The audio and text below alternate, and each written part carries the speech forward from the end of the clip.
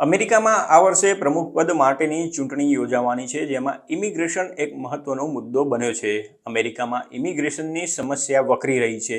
ગેરકાયદેસર ઇમિગ્રન્ટ્સની સંખ્યા સતત વધી રહી છે, જેના કારણે સ્થાનિક સ્તરે પણ તેની સામે વિરોધ ઊભો થયો છે.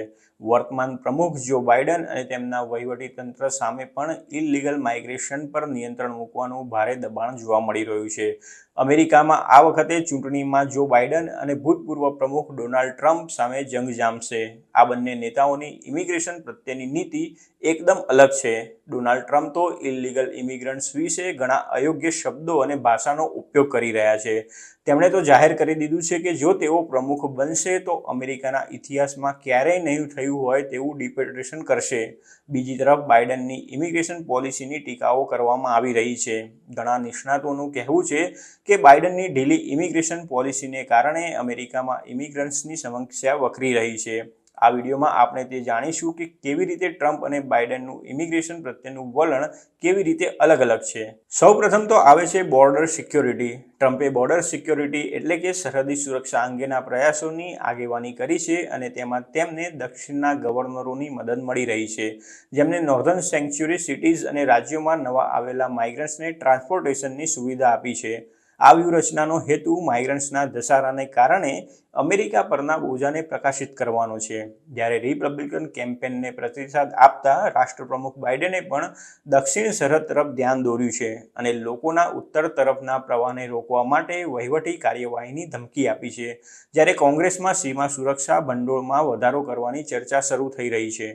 બંને નેતાઓ ઇમિગ્રેશન અંગે વાત કરતી વખતે અલગ અલગ ટોન ધરાવે છે. ટ્રમ્પ આ મુદ્દે ઘણા આક્રમક છે. ટ્રમ્પની ભાષામાં ઘણી વખત નેટિવિઝમ, જેનોફોબિયા અને ઉશ્કેરણીજનક શબ્દો પણ હોય છે. તેઓ ઇમિગ્રન્ટને અમેરિકાના પ્રદૂષિત કરનારા તરીકે ગણાવે છે અને આરોપ લગાવે છે કે તેઓ દક્ષિણ સરહદ પરથી ડ્રગ્સ, ક્રાઇમ અને બળાત્કારીઓને અમેરિકામાં લાવે છે. તેનાથી વિપરીત બાઇડન વધુ સમાવિષ્ટ અને કરુણાપૂર્વક સ્વરમાં વાત કરે છે. તેઓ અમેરિકાના વિકાસ અને અર્થતંત્રમાં ઇમિગ્રન્ટ્સના યોગદાન પર ભાર મૂકે છે અને માઇગ્રન્ટ સાથે ગૌરવપૂર્ણ અને આદરપૂર્વક વર્તન કરવાના મહત્વ પર ભાર મૂકે છે. ડોનાલ્ડ ટ્રમ્પ પ્રતિબંધિત ઇમિગ્રેશન પોલિસી સાથે વળગી રહેશે તેવી અપેક્ષા છે, જેમાં બોર્ડર પર દિવાલનું નિર્માણ તથા અનડોક્યુમેન્ટેડ ઇમિગ્રન્ટ્સને ટાર્ગેટ બનાવીને ડિપોર્ટેશન કરવાના પ્રયાસોમાં વધારો કરવાનો સમાવેશ થાય છે.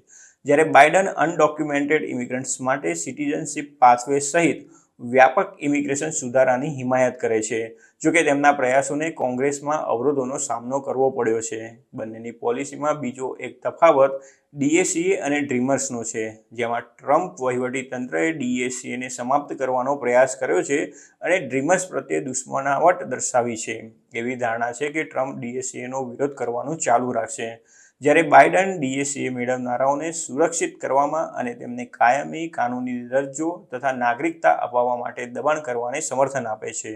રેફ્યુજી અને અસાયલમ ઇચ્છનારાઓ માટે પણ આ બંને નેતાઓના મત તદ્દન અલગ છે. ટ્રમ્પના વહીવટી તંત્રએ રેફ્યુજી એટલે કે શરણાર્થીઓના પ્રવેશને ઘટાડવાની નીતિઓ અમલમાં મૂકી હતી અને અસાયલમ ઇચ્છનારાઓ માટે અમેરિકામાં રક્ષણ મેળવવું મુશ્કેલ બનાવ્યું હતું. જ્યારે બાઇડન માનવતાવાદી વિચારણાઓને પ્રાથમિકતા આપે છે અને જેન્યુઇન રેફ્યુજીઓને પ્રવેશ અને અસાયલમ પ્રોટેક્શનને પુનઃસ્થાપિત અને વિસ્તૃત કરવાનો હેતુ ધરાવે છે.